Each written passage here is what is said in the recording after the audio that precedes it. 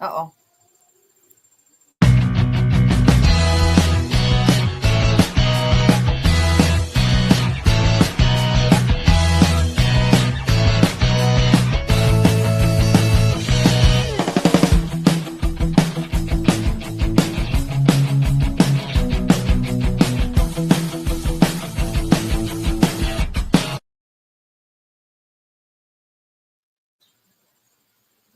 Hello, here we go again. We're back. Here we go again. That was a good one. We're back. Here we go again. Episode 43. I'm getting a feedback here. Hello. Are you? Here we go. Yeah, episode Okay. 43. 43. That's flying by. That's pretty cool. Gosh, that went so fast. Yeah. So, yeah, we're gonna be in October. It's gonna be a year for us. So, is that right? Cool. Yeah. Wow.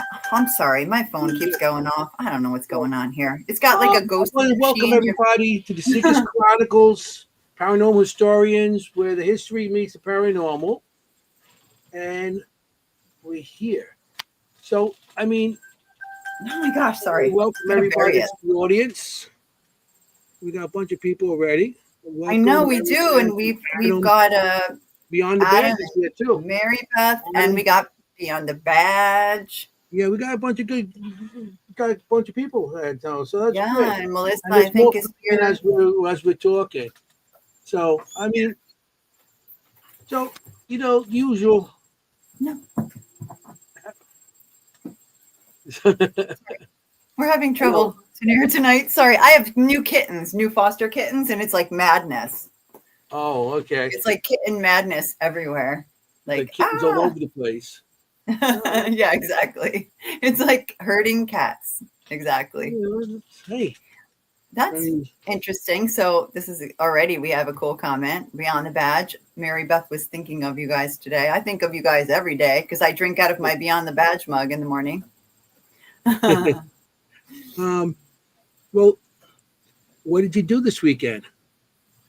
What did I do this weekend? Anything good? No, nothing. For the first time in a long time, I'm going to tell you that I didn't investigate. No investigating? Oh my! I know. What are we going to talk about? So, thank you for coming tonight. See you later. Bye. You go no, I know. I know. Isn't that crazy? I was like, it's Saturday afternoon came and I was like, this is so strange. Like, why do I not have cases by my front door? I mean, you even jump on your bike, and you go to the cemetery with your machine, doing EVPs, everything. You investigate everywhere. I think you live with your, the DR60 you have? I know. I do have a go bag in the car. Yeah. So because you never know. You never know. You go in your basket, your bicycle. Just watch out for falling houses and tornadoes. Yeah, we've had earthquakes. Let's talk that. Well, yeah, you had an earthquake. Yeah. I didn't feel nothing. Queens, we didn't feel nothing. You really didn't? Nothing? No, I didn't feel nothing. I felt the first one, but not the second one today. I guess it was this morning. Oh, there was another one this morning. Yeah. I'm blaming the drones that were all over Jersey. They're the ones who put something into the ground. That's why they were there. But after that, you started having earthquakes. Yeah. Or it could be geological. Or it could be scientific. You're like, no, let's go with the conspiracy. Story. It's the drones. The drones are doing it. They're coming to the neighborhood and they ruin it. Those drones. I wonder if I could blame the drones for a lot of things. Anyway, what'd you do? How was your weekend? I had to pick up my son from the airport, Kennedy Airport. Like the second time this week I've been there because I dropped what's his name, Andrew from UK there last weekend. When we did the Gettysburg, I drove him all the way to Kennedy Airport. And you did? And he was like all happy because he didn't have to go from Gettysburg to Kennedy Airport. Oh yeah. He was going to stay over somewhere, then rent a car and drive. And I said, I live 10 minutes from there, so let me drive. Andy from Alien 8 UK, and Andy from the UK. Andy Decodes. If you like podcasts, Wednesdays. We hit the rainstorm and everything, so It took me more time to get home. I left what time? Early. Left early, and then I didn't get home till like at 10:30, 11 o'clock at night. Oh my gosh. So Yeah, it was wicked rain. And I hit a rainbow on the way back from Gettysburg, I seen a everybody. picture of it. That's pretty cool. Yeah, that was pretty That's cool. awesome. So So we got anyway, great guests tonight. we do. And I wore the shirt of the place. Yay. But you still have to guess, I guess, because you can't see it. I'm going to have to turn around. This might No. be pretty Let the guests. Come on, now you give it away. No, come on. It's not a secret. No, it's not a secret. This is so exciting. Hopefully everybody saw, our Facebook posts. So usually they do. You go ahead. You could bring them in. All right, great. So we have nice friends here tonight. Wonderful people here from the place we talk about all the time on this show. They may not know this, but we talk about this place all the time to people all over the world. When we mention the place you got to go in New Jersey, what do we say, everybody? White Hill Mansion. I've been going there for a long time. When I first opened up, I went there. My first was like 2019. I looked it up today. So what is that, like 6 years? Yeah, maybe. Yeah. I got pictures from when I first went there too. I was young, I had the dude rag. Hey. The dude rag. Yeah, I had my dude rag on and everything. I know, that's cool. Dude rag. I've seen you. You're looking good. Yeah, well, I wasn't as bold back then either, so. I want to bring him in, but first I want to say a special hello to Skylar Parakit. Hey, Skylar. Skylar. We're going to have you as a guest one night. We are. Skylar is a young girl who is an amazing investigator. We'll talk about her another time. We'll have her on the show. She's amazing. How old is she? Skylar, tell us how old you are in the comments, please. You're amazing. Yeah, very, very cool. We met her at Gettysburg with her dad. Yeah. Dad. Anyway, we talk about Kyle and Christina, our guests tonight, all the time from White Hill Mansion. So please, let's welcome Kyle and Christina Mangus from White Hill Mansion in Fieldsboro, New Jersey. Woo! Hey guys! Hello, everyone. That's your fancy introduction. Like, hi. Oh, it was perfect. It was perfect. We're very chill here on the show. We hang out. So, welcome. Welcome. Thank you for having us. Yeah, absolutely. Thank you. I can't believe we haven't yet. Like, we do literally talk about White Hill Mansion probably at least once an episode. Mm-hmm. Well, we appreciate that greatly. Yeah. We do. Yeah. Oh, yeah, we definitely talk about it. I mean, I'm still amazed at how many years it was there before even United States was the United States. Mm-hmm. And that's like one of the haunted places. It was most haunted, and plus, it's one of the oldest places I've done so far. Well, how old is it? It's like 300 years, something like that? It's nearly 300 years. So the original family who built the house and founded the area, the Fields family, they came there around 1722. The house that's there now isn't the original house. They had another house somewhere on their property, but the house that's there now dates roughly to about 1750, they think, maybe a little bit earlier. But yeah, it's just amounts of history that just are crazy. So yeah, it overlaps so much. Yeah, I'm going to show pictures. Yeah, as we talk. Cool. He is so nice. I agree. And so is Christina. Man, that's an old picture. I love it. That is an old picture. I told you. I went there. I think that guys was probably original when you guys went like 2018, 19, probably. Wow. Yeah, I think it was. I think it was earlier than that when I went there. But so like all that molding up top, not molding, but like. Yeah, we did some more exterior renovations, but yeah, that's cool. I'll show you some of Wow, that is old. Yeah, I mean, I went there when I think we were like few guests. They just opened it up again for whatever reason. It was probably right after COVID. That's probably what it was. Yeah. Seriously, that's an old picture. Wow. Yeah. Because now you have all the scaffolding and stuff on the back, right? Like yeah. Mm-hmm. Let me see. Oh my goodness, that's old.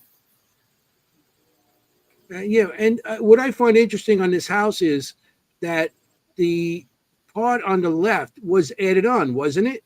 Yeah, so the part on the right is like what we call the original main body of the house. That definitely dates back to 1750. But every family that lived there, every generation kind of put their own little stamp on it, and own little renovation. So the part on the left side we think was originally a 1790s edition, but then there's been renovations in the 1800s, 1900s, all the way up until modern times until it eventually closed down. But so it's really kind of a cool house to try to interpret and even research the history, because there's so many different layers to it. I also call it like it's like an onion. Every layer you peel back, there's a little bit more history and a little bit more mystery. So, and then restoring it too is such a challenge, because what point in history do you revert back to? Because there's so many layers. And that's what kind of makes it, I think, one of the more interesting houses to investigate, at least with the paranormal, because it's not just a colonial house. It's a colonial house. It's a Victorian house. It's a 1900s house. It was a restaurant. There's a speakeasy. So many different layers to it. So is this? This is part. Okay, Jenny, That's you sent me this one. That's a newer part. Yeah. So this is the back of the house, and that room with all the windows. That was an addition that they put on when it became a restaurant. That was put on. We think about in the 50s. It used to be a 1800s porch that they extended over the years. And converted. So that's the equipment room now, right? Like we leave all our well, we had to unfortunately shut it down for right now because it needs some bigger repairs. So hopefully we can tackle that in the next upcoming years. So it's always interesting. I remember we used to go in there and put our equipment in there. Yeah, that used to be the break room. We had to move it over, but yeah, the house just has so much history. I mean, a main part of the history is around the colonial time period, the Revolutionary War. The original people, the Fields family, there was 3 generations of them. They all were named Robert, conveniently. But most of the story revolves around Robert II. So they were the Fields family was the original founders of the area. They built the house. Robert II, he was very politically and socially connected. He had a lot of businesses. He was very wealthy. He was involved in a lot of the local politics in the lead up to the American Revolution. At the height, they had over 600 acres in Fieldsboro, and the house sits directly on the Delaware River. So that was a main artery for a lot of goods and stuff back then. So they had their own commercial wharf, their own tavern. They were really well set up in the area. And the town Fieldsboro wasn't named Fieldsboro until about the 1800s. It used to be called Whitehill, and it got the name because where the house is situated, it's on the highest hill in that area. And when you came up the river, they had cherry and apple trees that bloomed in spring, and it was just covered with a white hill. So I don't think I ever knew that. Very creative. I didn't know that. But so much activity happened right up in the lead up to the American Revolution. So, like I said, Mr. Fields was involved in a lot of the local politics. And one night in January of 1775, he went down to Philadelphia to either a business meeting or some kind of political meeting. We still don't know. There's a lot of mystery around it. But he left with a slaver servant, and the slaver servant just came back, no Mr. Fields. And they asked him, they said, "Hey, where's Mr. Fields?" And he had like 4 or 5. Yeah, he had like 4 or 5 different stories, and nothing really made sense at the time. So there was a big search that ensued. 5 days later, they found his body on the Pennsylvania side. And the story goes, allegedly, he had a gash on his head and water in his lungs.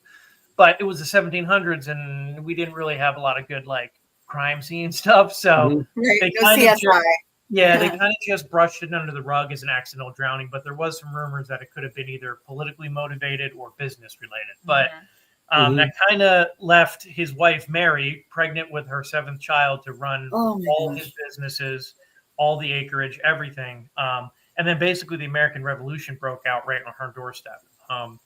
She was visited multiple times during the war by the British. She was visited by the Hessian troops right before Washington crossed the Delaware at the Battle of Trenton. They stayed with her for 2 weeks. So she was like thrown into the mix of all this stuff, and she was just trying to survive with her family. And we kind of call her the matriarch of the mansion because it's a big reason why it's still there. Her story is really the most interesting of all of it because she lasts so long during that time period. Yeah, she was able to maneuver all that was going on in that local area and with the war and all that. I mean, you have to put it in perspective too. Like her house was like on the main artery. Like there was British warships right behind her house. That's like the equivalent of like an aircraft carrier right there. Like it's crazy. And she was able to get protection orders from the British, from the Hessians and then later the Americans because she remarried a famous Navy captain. Yeah, she was very smart. Yeah. To last through all that. Yeah, and I that's can just the imagine. colonial Yeah. history of the house. That's not even what goes on after that, but that's the main story of the house and like who built it and why it's still there. And then there's just so many different people that came there afterwards and all kinds of stuff. So Yeah, that had so much history that went through there from that point on. What I find amazing too is like she lived in that house. Didn't like the generals or the commanders stay in the house with her, and all the troops had their tents all over the place around the house. yeah. So I find that amazing. It was like you got the main building, and then you have all the soldiers and the tents all over. So yeah, and she didn't really have like in that time, no one kind of really knew what to do. Like you kind of had to just kind of navigate it on your own. Like, do you pick sides? Do you not pick sides? That a lot of people back then during the Revolution, they didn't know that the Americans or the rebels were going to win. They, you know what I mean? They're just trying to survive, most of them. And she's a widow with 7 children, and she's running 600 acres of land. They had all kinds of farming there. They had businesses. They had businesses in Philadelphia. So she's trying to, stay afloat. And during all this, like you said, she's got people camping out, wanting to stay there, all kinds of stuff. So it was just a crazy time. Smart on her part because she probably got favors done also for having these generals and colonels and everybody that stayed in her place.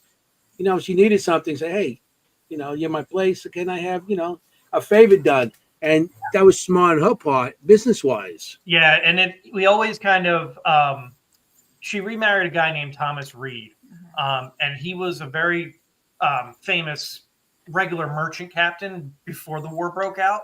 But after the war broke out, he joined the newly formed U.S. Navy. So he was one of like number 5 in seniority list in the newly formed U.S. Navy. And his brother was George Reed, one of the signers of the Declaration of Independence from Delaware. So we always, we kind of thought she leaned more towards the American side, but this kind of proved it. And there was one letter that we have where the British thought she was always harboring American rebels. And she was like, I don't want to have anything to do with your war. I'm just trying to survive. Like, I'm not picking sides. And they were like, well, I'm paraphrasing here. The British were basically like, hey, if you see any Americans, you make sure that you come and tell us. And she basically said, she was like, that's not really my job. Yeah. So we kind of think she leaned more towards the American side, but regardless, she was able to keep the house there. Right before Washington crossed the Delaware, when the Hessians were staying with her, they were also staying in the next town over, down in Bordentown, and they were like ransacking. Yeah, they were taking people's furnitures, their fences to stay warm because it was a really cold winter. And luckily, Mary got like the nicest Hessian commander ever to stay in her house. He didn't take anything from her. He brought all of his own supplies. He helped her. He had his own doctor and helped her with some of her sick kids. So she lucked out like a bandit. Other places were like, a lot of the homes had burned down too. Yeah. So that's the other part that's just so astonishing. Is just miles down the road, there's houses that would still be here if that didn't occur. Yeah. So it's amazing what she was able to do. Her little time period that she was there. Yeah. Yeah. And also she had 7 kids. Back then, that was, they had a lot of kids, but they lost a lot of kids too. Yeah, she had 7 children and only 3 lived to adulthood. Yeah, so she definitely suffered those losses. Yeah. Back then it was like children, didn't survive as much as you thought. You have 7, now she has 3. It's like they have children just to have children, something to survive, which is sad, very sad because that's something. I can't imagine. I was thinking about this the other day. We were talking about, I was looking up for a private investigation, somebody who died of typhoid fever in like the early 1900s. And this is like we're talking 1700s. Yeah. But honestly, like that's not even something that was just eradicated by hand washing, and penicillin. Like, that's how easy that was. Mostly hand washing and sanitary conditions, This wasn't some big plague that they were dying of. This was just normal, bad hygiene a lot of times. I don't know if you know what all the children died of. Sometimes it was a fever or a flu. It's really weird. All the the main family members who passed, we hardly have any information on why they died. Like Mary Field's second husband, we found his obituary and it just said basically he died. That was the end of was the obituary. And a lot of the kids we can't pinpoint down the individual records. We found records up in New York that said the children all died between the ages of 2 and 10. And we have someone who's doing some research for us, and she found a whole bunch of documents up in Hunterdon County. And she speculates that all the kids kind of died really close to each other because in a certain time period, she had receipts that Mary was buying a lot of wrappings and rudimentary medical supplies. And she speculates they probably died on the property. And Mary was a Quaker. And Quakers, when they buried their burial rituals were just very simple, unmarked graves, just simple wrappings of the body and stuff. So they're potentially somewhere on the property that just was lost to history. We'll just never know. So. Yeah. Wow. Well, yeah. I mean, back then also, it wasn't popular to announce certain things where if you certain status, if you're rich or something, and if you lose somebody or something, you felt like they would think, oh, there's something wrong with that family. Don't associate with that. Yeah. So a lot of things were done quietly, and exactly. Yeah. So, Plus, like you said, she was a Quaker, and simple was it. Like very clean, simple. Yep. No fanfare, no nothing. Yeah. I mean, same with a lot of the Amish cases we investigate. Yes. Just buried in the backyard, unmarked by a tree. Exactly. Yeah. And we've had a lot of historical digs by Monmouth University. Yeah, we had 4.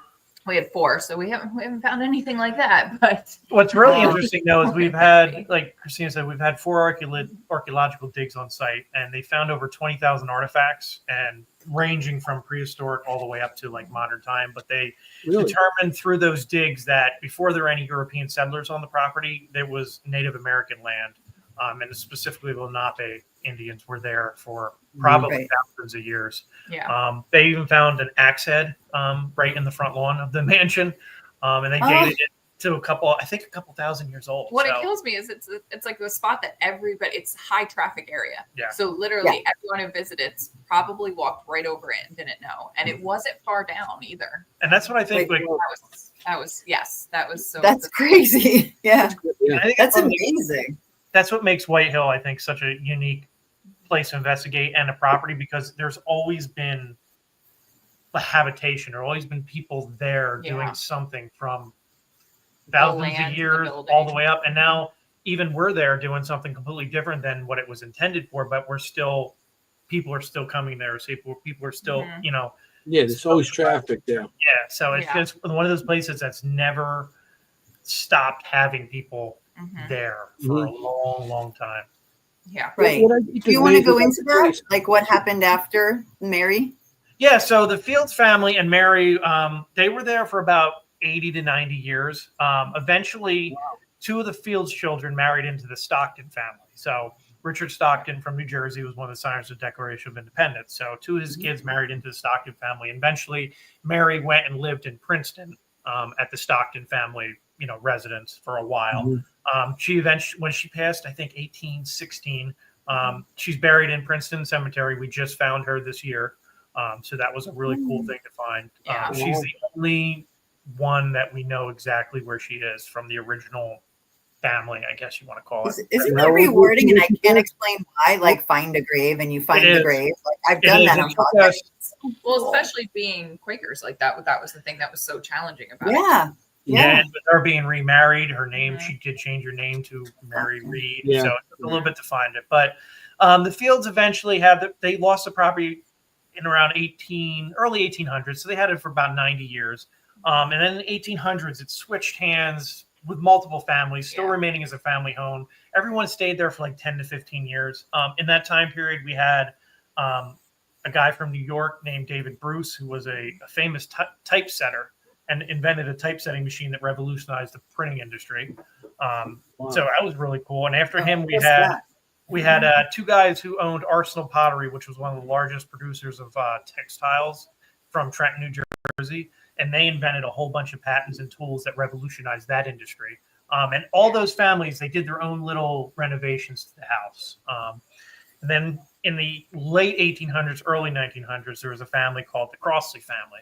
And they were really a wealthy family, and they made their money selling all the tools, materials to all the textile industry in Trenton. So they fed the pottery machine, basically. Mhm. And their biggest contribution to White Hills, they took a colonial house that was just a square box like you would normally see, and they made it a grand Victorian mansion. So that's why when you look at the front of the house, you have those bay windows, the back of the house.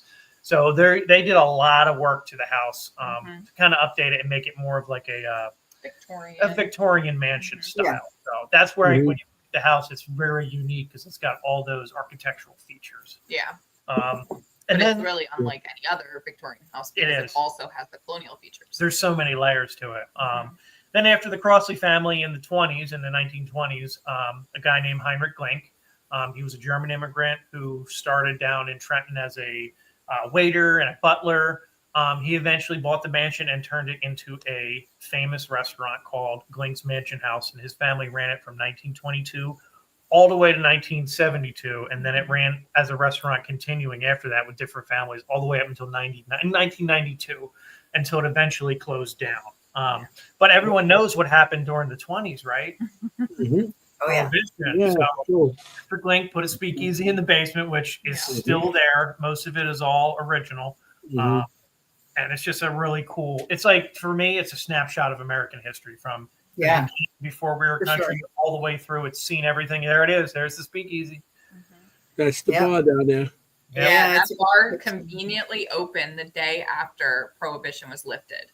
Just the timing of it was perfect. Yeah, it was just right there. That's crazy. right Yeah, there. just- Completely how about right. that? I think I also sent a picture of that. It's like the closet. No, I don't know what to call it.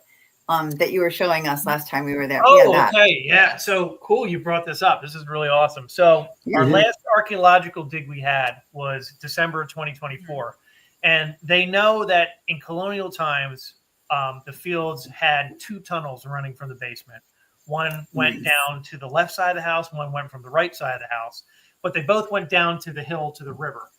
It was the way that they could get their supplies up from the steep hill in the river. It was pretty common, apparently, back in the day.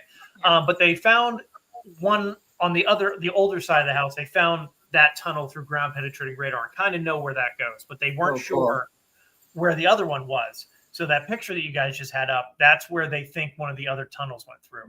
And it's really interesting. We have one picture. I still have to find it. That it's Mr. Glink the day after Prohibition ended, and it's like a grand opening for the newspaper.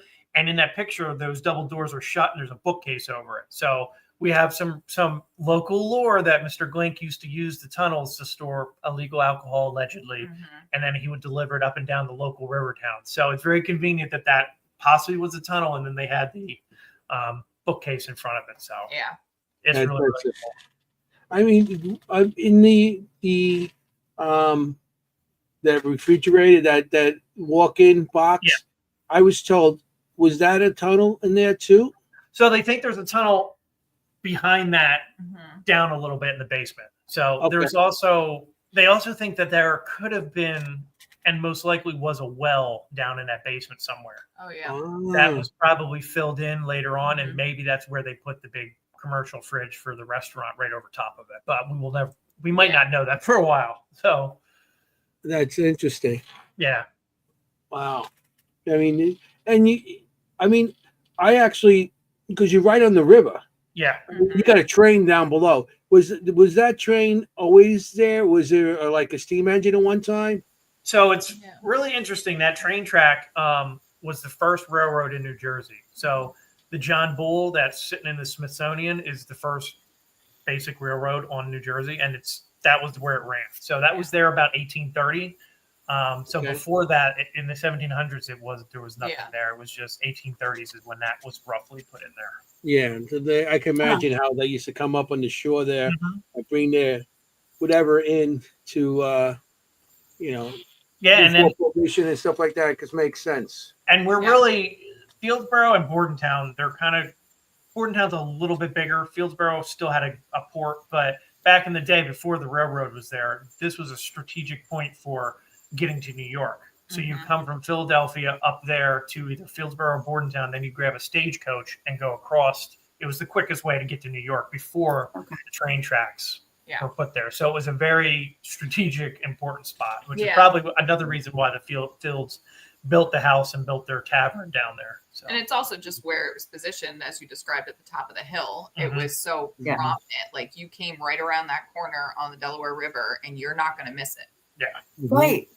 I think And there's a lot of was houses that a like that. stop Like there? even the Gabriel Davis house is like that, like with the water Yep. at the top of the hill.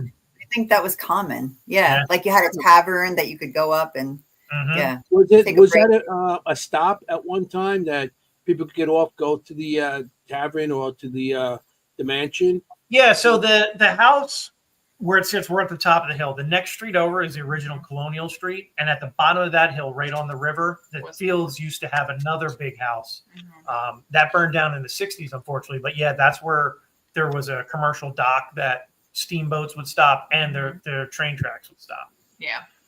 Okay. Well, that's. I mean, that would make sense, you know. Mhm. Yeah.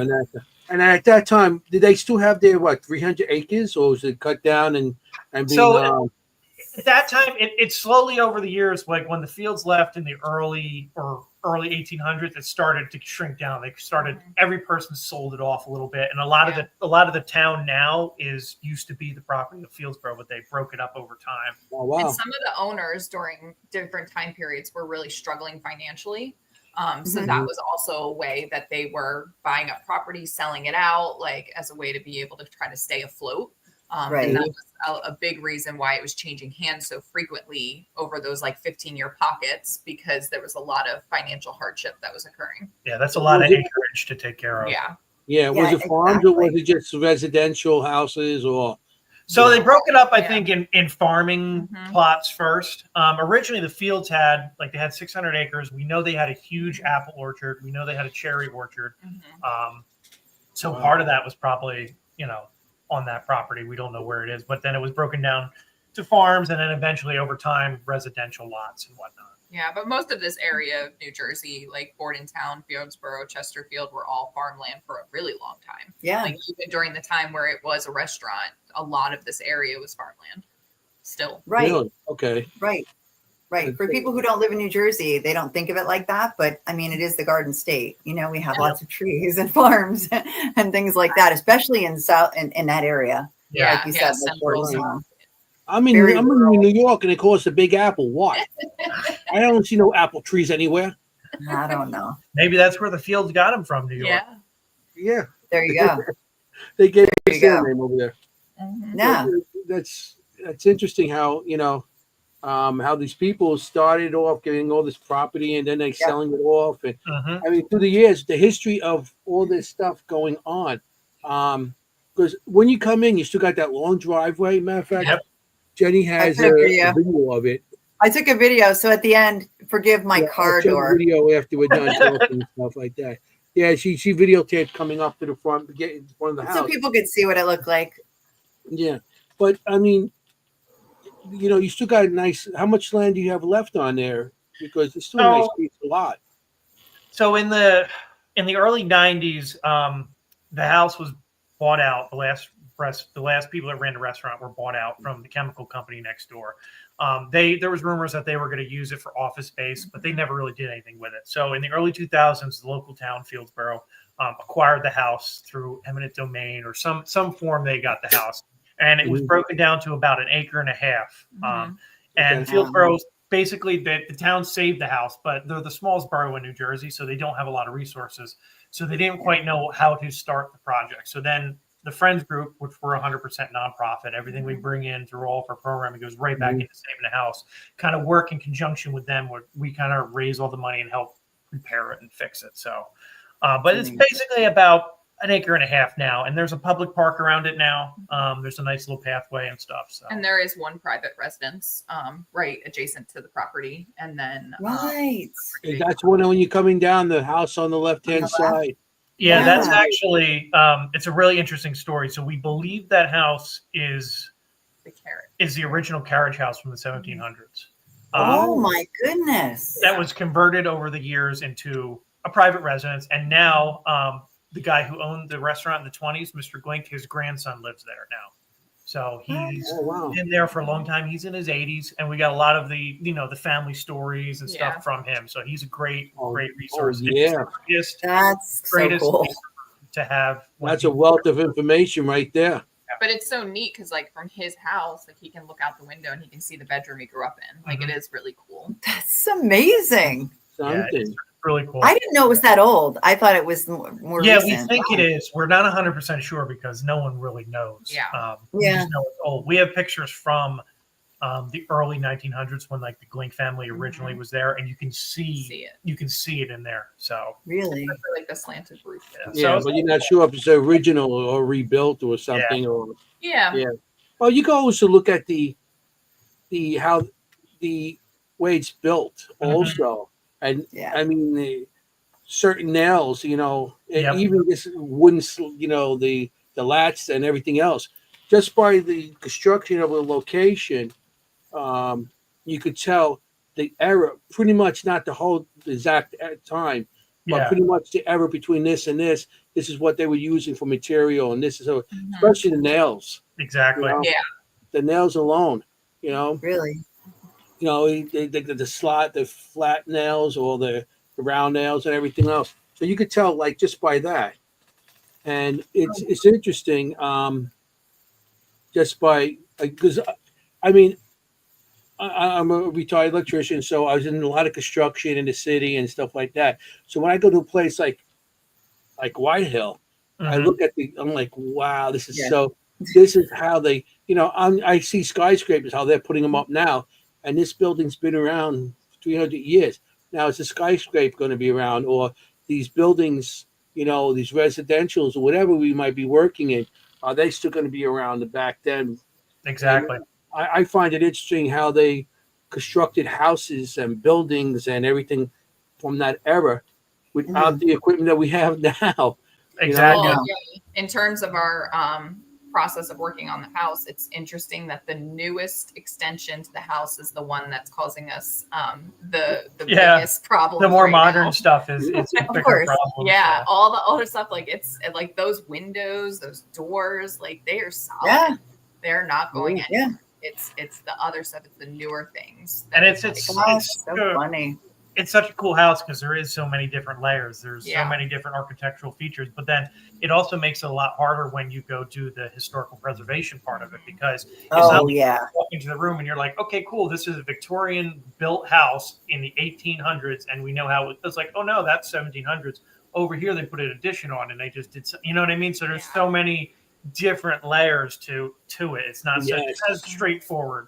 And the details of preservation, like it goes all the way down to the type of color that's chosen for paint. Yeah. Like you can't, there's so much you can't go outside of a certain time period of what was customary to really truly say that you're going back to it. And there's so little that we can confirm, like when these things happened and how they looked.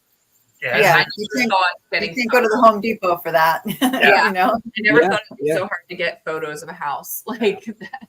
Yeah. Time if people are like, oh yeah, I've been here before. I was here in the 70s, or I was here on I bring photos. Yeah, we have maybe 20 photos total of the house over the years. And there's only like one or two inside the house, and they're not very detailed. They're not very detailed.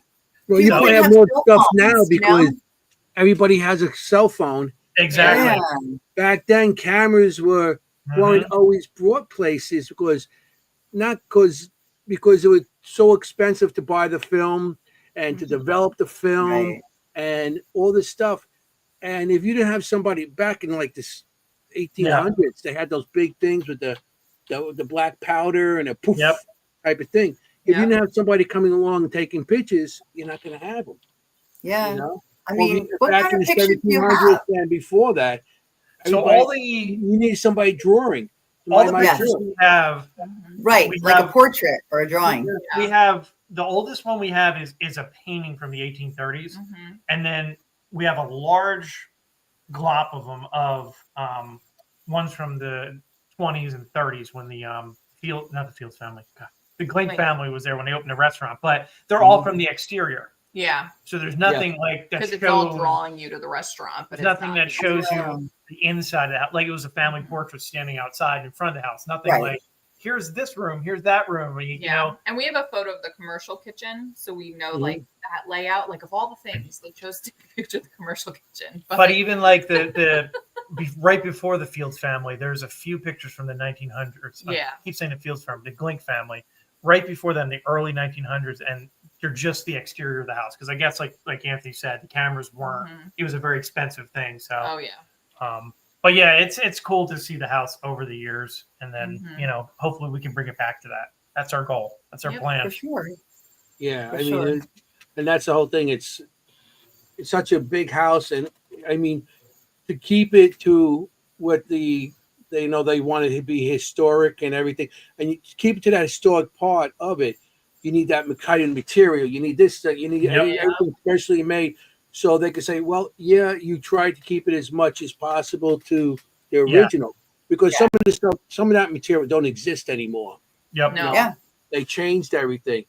From the cement, the mortar and everything else they used back then. And the slots on the floor, the way they slide it, I find that amazing. How they can slot floors together without even nailing it down, and how they supported things. I look up and in the basement or on the floor, how they support things.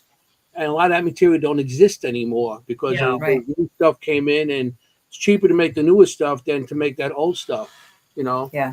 So I can imagine how hard it is for you guys to actually keep it to as much as original that the Historic Society is going to say, "Oh yeah, that's still original." It's a long red tape process, unfortunately, but what we got to do. But it's a very slow moving project. That's the thing that's frustrating. Is sometimes you're like, "Cool, I want to get this fixed," but you got to go through the proper channels so it gets done properly, which I understand. I want to address the audience, just the people in the audience. If you guys come to Jersey, you have to hit this place up. Yeah. I mean, it's a must see. You're going to investigate. You're going to investigate. The money for the investigations goes back to actually fixing the place up. So if you guys are into keeping, things, historic, or you want to just do it as a paranormal thing, go to this place. Go and every dime helps. It really does. Yeah, and I don't think there's been too many people that have come for an investigation and have been disappointed. So never. I can't imagine. And that's what we talk about every week. We're like, if you really want that experience, that paranormal experience, and you can't guarantee anything. We know that. Everyone knows that, right? We like to think everyone knows that, right? Like we hope everyone knows that. But if I had to bet, I would send people to White Hill Mansion. Yeah. I mean, haven't had an experience. It's one of our tops. I mean, we have a couple tops, but you're up there, because you guys, that place to me, like I say, we talk about White Hill Mansion all the time, and I still find it amazing that it was around before the United States was United States. America was the United States, and before the Declaration of Independence and all that stuff. And I still find it amazing that I actually got to walk through these halls with all these people, historic people, or just, these old, before the United States. I just find it amazing just walking through these halls of all this history, True. So, I think in New Jersey, we are so lucky. Like where I live in Somerville, we have two buildings where, George Washington stayed for the winter for 6 months with Martha, camped out, and we get to go in his bedroom, kind of thing, where he slept for 6 months. And it's like at the Wallace house. And it's like, And I love it when we're giving tours and you just start saying all the names and people are like, I know that name. I know that name. Oh, I know that from name. Class. Yeah. And I think that's really an interesting part of it too, is because it's just people walk in, they just think they're walking into an old house, and then you start unraveling all the stories. And it's like, wait, how could this one house have so many different connections to people that truly shaped our country and the inventions within it? And I think that part is so amazing. And that's just the people that we know. Confirmed. You know what I mean? Like there's so many, that's what's always interesting to me about White Hill is we know a lot of the history. We have it documented, like with facts and stuff. But it's always changing. We find new things every year that we had no idea about, and we're like, wow, that changes the whole trajectory of the house now. Like it's just crazy. It's always evolving. We're always learning new things, and I think that's why it always stays kind of active. Is because there's always new people coming in. There's always new stuff we're talking about on tours, and I think they kind of listen to our tours. I think they 100% listen. Of course they do. Yeah. I think they critique it sometimes, but so I always say we're doing the best we can. We keep finding new stuff because they're probably like, no, that's not exactly what happened. Well, then point us in the right direction. You know how it goes. Yeah. No, I love that. In fact, last time I was there, Kyle was giving a tour and we stopped, remember? Because we were like, and it was like walk, step, step, step, like down the hallway. And you just go like, oh. Like, oh, that happens all the time, kind of thing. We followed it because that's what we do. But that was pretty cool. Yeah. Just during your tour. Exactly. And like things happen all the time. People always ask me like, oh, when is it most active? Is it 3 a.m.? And I'm like, listen, when I first started there, I tried to keep a documentation of like when things happen to get a pattern. I'm like, there is no pattern. It's whenever whoever's here wants to come out and interact with you. Like it's 3 o'clock in the afternoon, 1 o'clock in the morning, 9 p.m. Like whenever they want to come out. So right. I mean, like any place, it's like I mean, I know I've been to places that at certain times seem to be more active than other times a day, but like you said, spirit, they want to come, they're going to come. Doesn't matter what you don't have a physical. They don't have a physical body. They could be anywhere they want. Right. Yeah. Definitely. Sounds like we've crossed over into the paranormal. It sounds like People are ready. People are ready. Who are your main spirits? Good question. I got this scary picture from there. It's with the bathtub. And look at this bathtub picture. That's scary. Yeah, that's pretty Who is that? I mean, who is that person? That's the spirit of Jennie. So a lot of people do ask that same question: who's haunting White Hill? Yeah.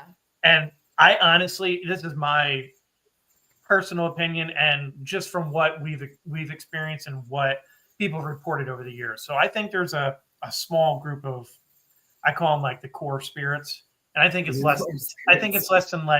less than 10 probably, that are like, they hang out there a lot. They're not stuck there. They just do whatever they want. They come and interact with people. But I think some of them are associated with the house and some of them just like the house. But then we also have other activity where it seems like different spirits or ghosts or whoever, they pop in, and it's something that's not related with White Hill. I don't know if they just find their way there. Is it something to do with the river? I don't know. But somebody in the chat said like between the river and the railroad tracks, like right. It was Raul. Yep. Yeah. So he said I don't think we have like any traditional like this is the ghost of Mary Fields floating around. Like I think it's just the same group of ghosts that hang around, but then other ones come through. Yeah. If that makes any sense, which you probably it makes total sense. Yeah. I call those travelers. Because I know locations, because I have that in my apartment sometimes. Things come in and they're not here for a long time and they're gone. So I call them travelers. So they might be coming through. They might come back once in a while, but they're not there all the time. And so that's why I feel, there's travelers. So that's what probably happens there. Because you do have the river there. The river. And then you also the train tracks. You got all that white noise and all that. They're coming through, that force coming through. Is it electric or is it just it's still steam? The light rail. It's electric. It's electric now. Yeah, it's electric. So that's a possibility also. You got all that energy from when the train comes through, plus you got all that power that it might help it manifest too. Yeah. So I think there's a lot of things there to help. I think the foundation is mostly limestone. Okay. If that answers your question. Yeah. Well, that would make sense. Yeah. So a moving water, right? And I think there's a lot of theories. And I think too, my thought too on why White Hill seems to be more active or haunted or whatever you want to call it is I think it's because there's, like I said before, there's been people that have always been there living for thousands of years, habitating is, so it's a place, the energy is always it been. was always a place to gather. Mhm. So Like a beacon, you mean? Yeah, like it's like, like- yeah, okay. well, for the Lenape, it was a stopping point along transitions, and many knew to come. So various different tribes would come together during that one location before they moved to another location. This happened like on a regular, recurring basis. And that's what the archaeological dig was able to surmise. And then on top of that, you had it being a restaurant. So that's always pulling people in and bringing them in. And even during the time where it was a family home, they were also based out of Philly. So a lot of times this was their retreat. This was their summer home that they would come to. So it just seems like it's a place that many people would constantly come to and visit. So it makes sense that that would be occurring in the afterlife as well. Yeah, it could be a location drawing everybody also. Yeah. To this day, you have people coming in there for tours and investigation and stuff. So you're still active. Yeah, I mean, and that energy from people coming also. Exactly. So spirit to come through also. So you got all kinds of activity and energy, happy, sad, whatever might come through there. You still got that energy. So spirit, probably because you have from thousands of years to now, so if this is a gathering point from when the tribes used to get together to now, people still getting together here. Yeah. So that's a big drawing point. Yeah, it's one of the coolest places. I mean, I'm partial, but it's one of my most favorite places to investigate because, like I think Brittany said it in the chat, like it's always something. It's always something new, but it's always the same. If that makes sense, it's something. It's like similar but different every time, and that's what most people like. We get a lot of people who come back, like you guys, who investigate all the time. They're like, every time we come back, it's always good, but it's always different. It's never quite the same. Every time. We've had it be really that one night where it was like you were talking about that shadow. We'll talk about it later, that shadow figure. And we saw that, and we have that photo from Brian of that shadow figure. That was a dark night, kind of thing. And then we've had nights where it's funny activity, like in downstairs. And it's every time is different. I've had disembodied voices in my ear, but then none, and then I have totally different kinds of activity, things moving, no things moving. Every time it's different. But I think like I do a lot of that age up here, kind of thing. And same thing, it goes through so many incarnations, families and everything like that. What's the most modern activity you've ever had? Like recently I had one in a Revolutionary War mansion up here that was actually from maybe somebody that we think on an EVP, they recognized the voice from like 10 years ago. So I've had sessions where we think we're interacting with someone from like the 70s or 80s time period, which is pretty modern for a 300-year-old house. But then other people have investigated, and I witnessed it too, where either somebody that's associated with that investigator comes through who's not recently passed, but 2-3 years ago, that pops in and pops out. So I can't understand that, but I've experienced, I think, 80s, 90s up into that time period, which would make sense. The Historical Society? Like someone from there? But again, I think it goes into that transient mode. Like, that's true. Why are they there? We don't know why they're there, but they are there. But that makes sense. The latest activity, I think, is like the 80s and 90s, which is the last time people lived in the house. That's when the restaurant shut down. But we do get occasional reports of like people's family members or a spirit from they've interacted with at another location pops in for a second. It's like, hey, what's up? And then they're going. So I don't know. Yeah, well, in cases like that too, sometimes spirit follows their family member and they come there, and since you have all that energy and everything, it can manifest easy at your location than where any other place. That's why they come through to the location that they're right. So people might be bringing stuff in with them also.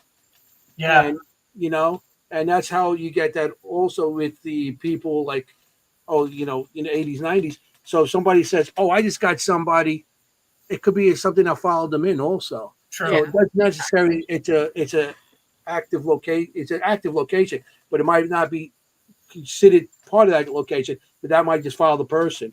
So like I And said, I always- it's like a beacon. It'll come right through. Yeah. I think a beacon's a good word. And that's for what I it. always thought too. Like there are certain places because like you go to these locations that are constantly active, and it's like, okay, is it because people are investigating and keeping the energy up, or is it just a place where spirits, ghosts can pop through a little easier than any other place? So Yeah. maybe that's something too. I never thought of that. Yeah. That was Are you always on a my- ley line? Are you guys on a ley line or anything like that? I have no idea. Yeah, I don't know that. I can one. look that up. Yeah, we might be. It's possible. I've looked them up. Yeah.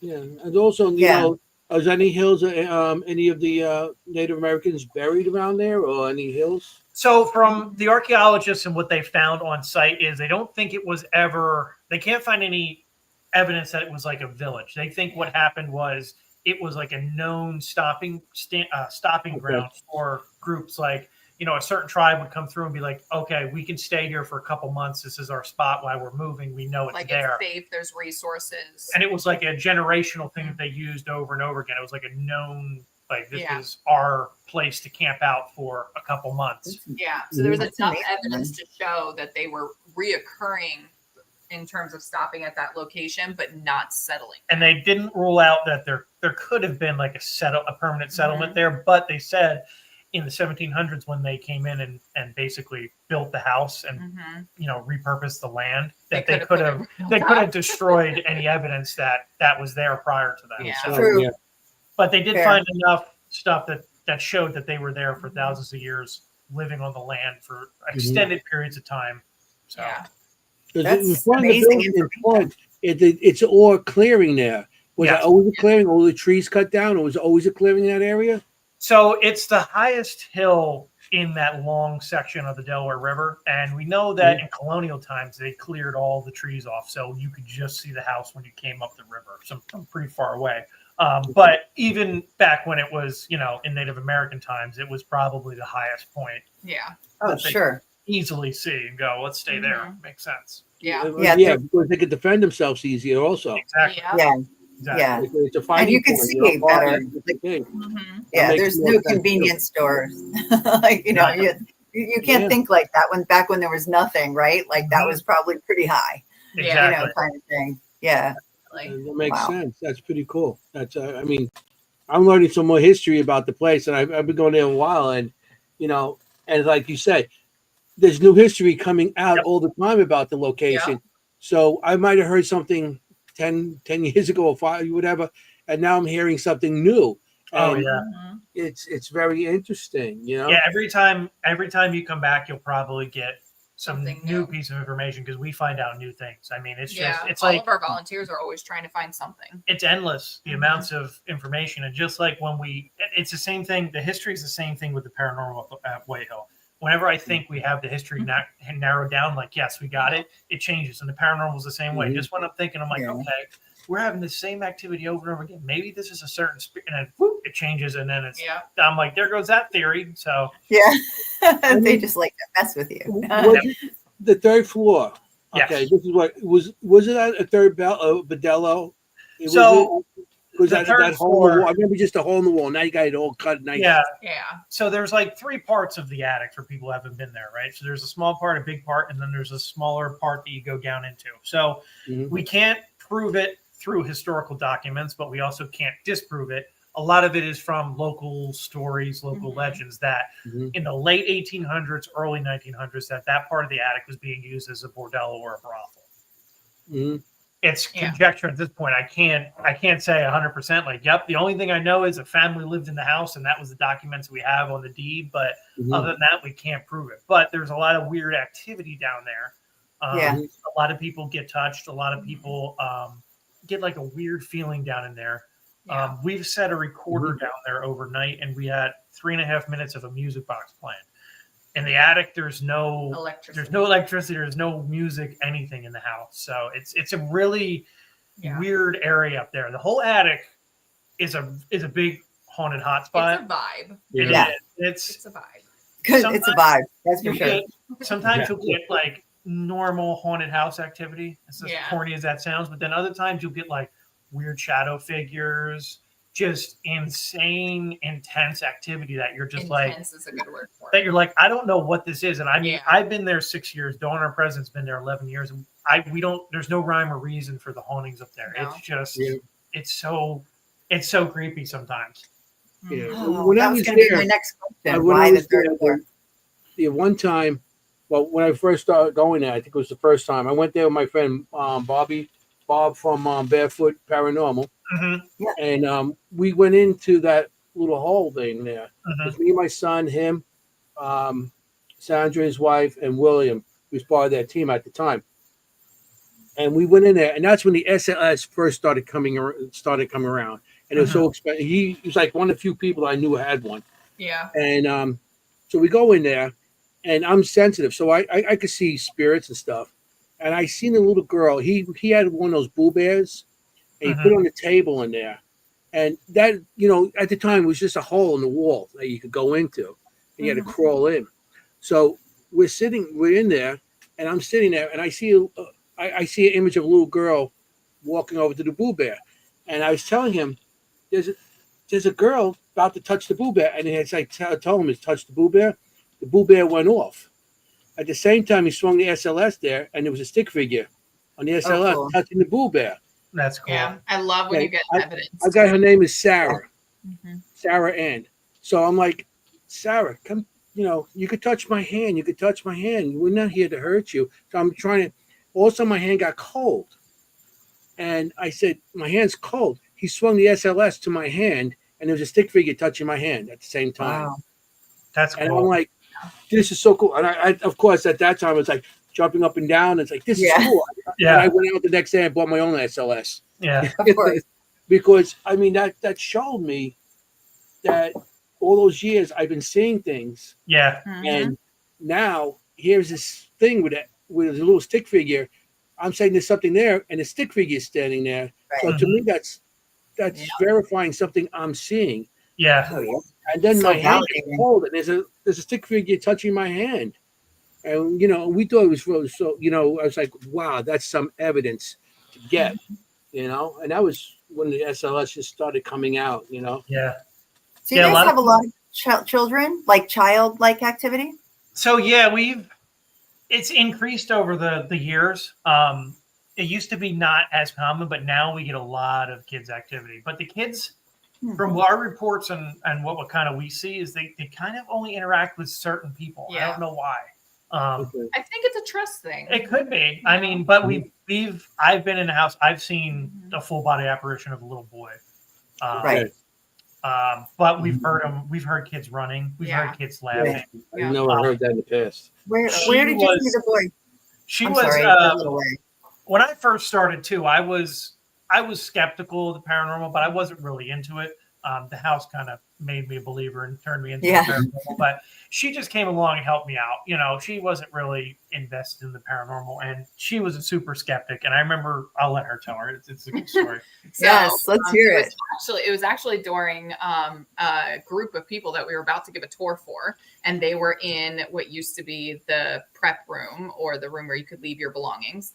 And I was on the staircase, that gorgeous Louisiana imported staircase. Oh, that's beautiful. Yep. So I was just on 2 steps up, and I was just listening in because he was in front of me, and he's a lot taller than me. So I have to go up 2 steps to see over him. So that's why I was up on the stairs, and I heard what I thought was my nephew. Like it sounded, at the time, my nephew, I think, was like 5 years old, and it sounded like a 5-year-old boy being like, hey, like I heard, and I swore that I was going to look up at the top of the stairs, and my nephew was going to be there. And I was like, why is he here? Like my brain went through all of that conversation in just seconds. And he heard it too, and turned and looked at me. I'm looking up the stairs. Then I look at him, and he was like, it got you, didn't it? Her eyes were so big. Her eyes were like this big, and I was like, you've had your experience. You're like, and it was so great because all these people were in the room, and they didn't hear it because they were in the other room. And I was just sitting here like, what do I do? Like, I can't say that. And I don't, I remember that was probably the best disembodied voice. Yes. Because I remember I turned around and expected to see, like, I thought, I knew there were no kids there, but I'm like, maybe someone's kid is coming. Like, it was a real person. And it was just so clear. And we do get a lot of disembodied voice. What's interesting, Kyle, you was there last time. Christina, you weren't there last time I was there. unfortunately. Sorry. We walked in and we heard hello from the top of the staircase. And now I'm wondering, like, disembodied, clear as anything. And I said, who got up there already? I was with Raul, and he was like, nobody's up. Like, it was so clear. It was like, hello, from the top, from that staircase. And I almost wonder if maybe they used to greet people when they came in the front door. Yeah, Like, hi, like you said, on the staircase. I had the same thing. That's the weirdest thing. I came in, and I said hi, and I said hi, and I thought it was one of our people. Yeah, well, okay. Right as I walk in, because you got the staircase there going up, and I walked in, hi, and said hi. Yeah, that's weird. We all had the same experience. It's weird. Yeah, but even when we lock up and when we open the doors, we say hello and goodbye. Yeah. Every single time, all of us. I know. Crazy. Dawn, our president, she kind of started the whole paranormal program and has done a lot to really bring the house back historically. Yes. But she was one of the first people before she was involved in the house to come there and investigate. And she has a recording from the first time she ever investigated White Hill. She walked in the door of the recorder and it was a female voice that said, "Please introduce." Oh. Yeah. So it's kind of cool. It's kind I of cool. wonder if that's a thing. Like, that somebody was greeted. The house was there for what, 300 years? And what happens 300 years when somebody opens the door? Like, it's the same thing over and over again. Yeah. So. And it was probably more formal back then, 300 years. You had to introduce yourself. It's not like you just walk in and say, "Hi, how you doing?" It's more formal. It's like, "Hi," it's like introduce. That is just interesting. I mean, we were down the basement the one time, and we were doing a spirit box session down there, and we were all down there. And I at the time I did have I had a DVR cameras. I had about 4 all over the place. Get a mental picture of him with 4 cameras. I had like 15 cameras. I had the little what do you call it? The GoPros. I had them stuck to the windows and everything. The night vision ones and we're down the basement, and all of a sudden we hear somebody running up the stairs and a bang. So we thought somebody just broke in, because at the time, I think the week before, somebody broke in. We thought somebody broke in and was trying to, break in and maybe destroy something or steal something, whatever. Yeah, sometimes the living are scarier. I get up there, I'm like, I'm running up. Who the F is here? And I'm running up the stairs, and a couple people came up with me. I think Chris Mendez was with me at the time. We ran up the stairs and went all over. And then, I guess by where there's like a little kitchen area. Okay. And I'm coming up the stairs. I go by that kitchen. I come around the door and I see a shadow shoot across that room. So I'm thinking, here, I got him. Yeah. He's not going nowhere. I go charging in there. Who's here? There's nobody there. Yeah. And I was like, this is crazy. That's been happening really recently, where we have, like, we've always had, like, I call them ghost footsteps, like your normal disembodied footsteps, whatever. But now they're like, and it's happened in the last, like, I would say 6 months, maybe almost a year, 8 months, maybe, where it's like you think it's somebody in the house because it's so prominent footsteps. And like, that's consistent. Like, we would hear like 1 or 2 steps where it's like you just catch it and you're like, that sounded like steps, and you're talking to yourself wondering if this is like I'm walking down the hallway. And it's like, it's to the point where, like, I'm in there all the time. I know the sounds the house makes, and I'm like, there's someone in here, and I'm like, I know there is, because I locked the door. There's no way somebody got in here. And it's so weird. And a lot of people have been reporting lately where they'll either be on anywhere but the first floor. So they'll either be in the basement, second floor, attic, whatever. And they'll hear the front door open and close and somebody walk in, but the door's locked. And I tell them, I say, if somebody's doing a private, I'll be like, I'll be over in the trailer. Make sure you lock this, just in case, walking out. And they lock it. And then they're like, did you come in? And I'm like, no, I didn't come in. I wouldn't do that. And the door's locked. And they're like, we heard that door open and shut. And it's a really distinct big door. It is. I have heard it.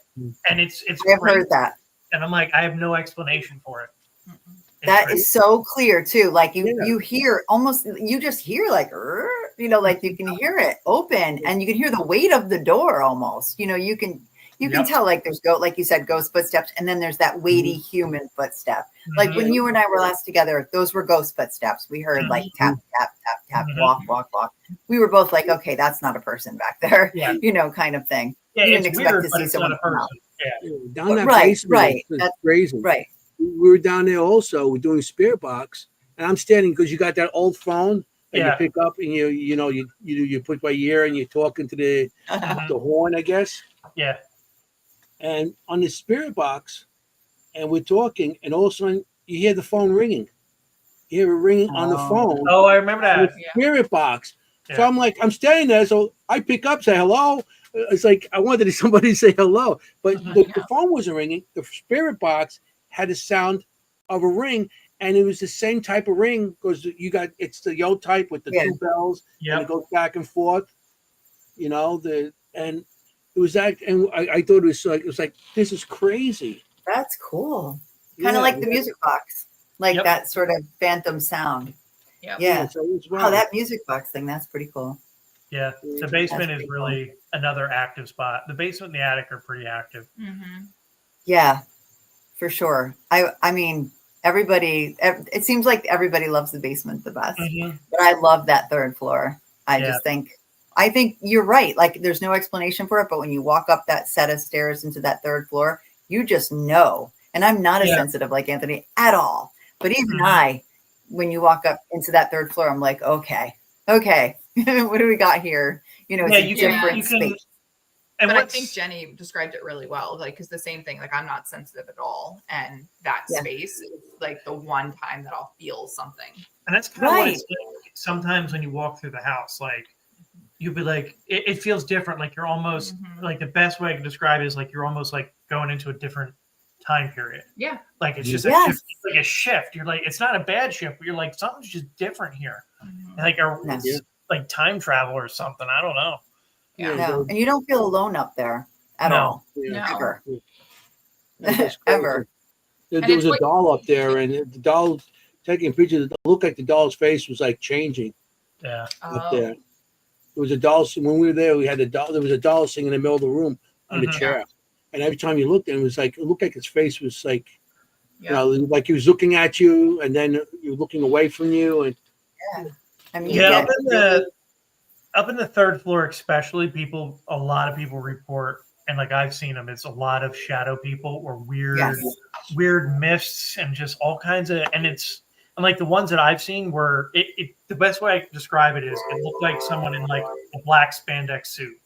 Like completely human form, moving like a person, but I'm like, I can see you. I can see you in the darkness of the darker. You're darker than the room, like, but I can see you clearly. It messes with your brain, and you're like, what am I looking at? And that happened one time when we were in the basement, but it was more like instead of an individual person, it was more like tons of people, like more than 20 people were in the space. Yeah, it felt like like you're walking through a concert. Yeah, like you had people everywhere, and you're trying to get through a crowd. At one point, we could see all the framing of the lights even though they were out, you could still see in the darkness, and then it just became where it was like that's a person, and that's a person, and then this is a person, and it's just layers of it. Yeah, it felt like a crowded bar. It felt like a crowded bar. It didn't feel oppressive. It didn't feel bad. It just felt like had walked into a ar, and it was hard to see. Yeah, that basement. That's incredible. I had my DVR cameras down there, and the lights. We had the lights on, so we just had the cameras sitting there. All of a sudden, and we were all up into that one area. We're taking a break, where we had to set up and have my system there with the camera. I had this woman Kelly watching it. And I come over to her, and all of a sudden, the lights went on and off. I remember that. I'm like, are you kidding me? So we go running down there, and and the camera's backwards.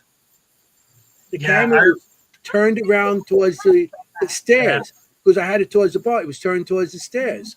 We went down there. I was like, and everything was hardwired back then Yep. because Yeah. I didn't have the wire. I don't know if they had wireless back then, but everything was hardwired. So we had wires coming down from the thing. So I mean, I'm thinking maybe somebody hit the wire, but no, because we had it going down. And you would have to hit the wire Right. hanging down, but nobody was down there. We were all sitting there eating, Yeah. Yeah. and that was crazy. You know, Yeah, I think the stories definitely could be endless between just the 4 people in the I've space had- and all the people listening. Like, And like, it's Yeah. gonna be happening. we're there a lot, and like, Mhm. I've had, and like, not to sound like whatever, but like, I've had so many experiences, half of them I forgot because they just happen so often that you get so used to it that you're like, oh, yes. like whatever, I got to change this light bulb. I don't got time for that, Yeah. kind of deal. But yeah, it's just a place that keeps on giving, I guess. I don't. Yeah. And that ice box they have down there, Mhm. like I thought it might be the tunnel. You said the tunnel down further. Yeah. When we went down there, I was with Robert Bandorf and his wife, and we were walking with the SLS. He opened that up, and I seen an image of a man being hung upside down by his feet in that thing. So I told him, and he swung the camera there, and there was a stick My figure goodness. in that That's corner great. too. And that's at the time it was like you were storing chairs in there. Yeah. Yeah. There was chairs stored in there, and I seen the image of this person being hanging upside down, and Huh. and then there was a stick figure in there. And That's crazy. Matter of fact, I do have drawings of that, all that. Yeah, I think you showed Yeah. us. Yeah. I looked at those Yeah. at Gettysburg. Yeah, Oh yeah. Right. Yeah, he had them on display at Gettysburg. That's right. yeah. I mean, it's so much.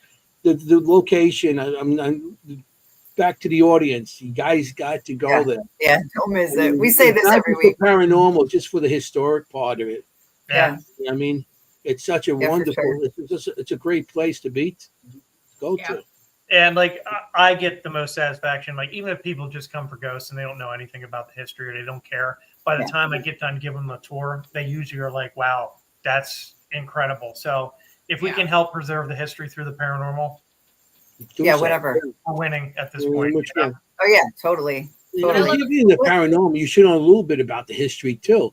Yep. You know, Always. then you can ask the right questions Yep. with the spirit box or EVPs or you know what the questions are because and it's not just like some psychic come in and say, oh, this person named it, the specific names. You just go with it. I go to the locations. I don't use what somebody says Mhm. unless you have it in history. Yeah. I'm not going to go by what like psychic or somebody came there and said, oh, there's a person here, George Smith. Right. That was Exactly. in here. Yeah. I don't go, George Smith, are you here? No. I want that to come out on the box or come out on EVP. Yeah. Yeah. So that's how you keep it open and fresh too. Yeah. Because you never know it might come out. Yeah. Like I said, it might be one of those travelers. You Sure. know? Yeah, definitely. My favorite part is when we get like the next generation of those paranormal investigators coming through because so many of the locations like White Hill Mansion are at risk of not being there in the future. And it's just amazing when you do get somebody young that comes in because it's like the spark that they have and the interest and the way that we can make the history more relatable. So that they can see like, okay, these two things go hand in hand. You can't have the paranormal without having history, and you can't have history without having paranormal. Yeah, we So got to just set we something believe up there that. with us because that Skylar in the audience, Mhm. Yeah. I think she'd be great there. Yeah. The younger generation is really what's going to fuel. Well, I think she's 8. Yeah, No, the yeah. historical young. community. It's a tough thing to raise money for. I mean, historical museums are cool, but generally, like the younger generation isn't as interested in them as they used to be. So Right. now Mhm. people are more interested in paranormal. So now you got to kind of switch things up and do what you can to help save the history. So Yeah. Yeah. If that's what it takes, for sure. Mhm. What about? Can you talk Yeah. about? You were talking about the archaeological digs with the Yeah. colleges. Can you talk about how that came about? That was a So long time ago. Yeah, the first one. the first one was, so I know I wasn't around for the first two, but it was through grants. So all the money that we raised through paranormal history, part of it went to this grant process. And when we apply Okay. for grants, they're usually matching grants. So we'll have to raise like a quarter of the percentage of the grant, and then the state will give us the rest of the money. Nice. But I believe most of them were done to advance the history and because we're trying to get on the National Register of Historic Places. We're on the New Jersey one, but we're trying to get the national one to get us more funding and whatnot. And a lot of that, you have to document history through different things. So that was a lot of why we did the archaeology, to get more history, more understanding of what's underneath our ground, more of the Native American, all kinds of other stuff in the colonial time period, to give us a stronger case to be like, hey, we're really, really important. Look at all the stuff we found. Which I'm like, how are we not yet? So they found, on top of all the Native American stuff they found it's called an earth fastened house structure, and it predates wooden structures. So it's really, really old. It's one of the oldest in New Jersey that they found. So basically they would just use the earth and build a house out of. So I don't know. A playhouse. Yeah, I don't know the exact date, but it's really, really old. And our last archaeological dig, they found on kind of the field leading up to the mansion, they found what they think is the remnants of a house that predates the house that's currently there. So they think it could possibly be the original Fields house, which was probably a smaller wooden structure. But that's going to take some more archaeological stuff and more grant work to get that worked out. And confirmed, So that would be sometimes they build those houses for the family as they're building the big house. Yeah, so they got it. So it could have been a house they stayed in before they went to the big mansion. Yep. Yeah. And they probably used it later on the property for some other kind of purpose. But over time, it got probably burnt down, or who knows what happened. Yeah, I think that honestly that happened. But it's a tough balance, because like you need to do archaeological digs and stuff like that to learn more about the house, learn more things.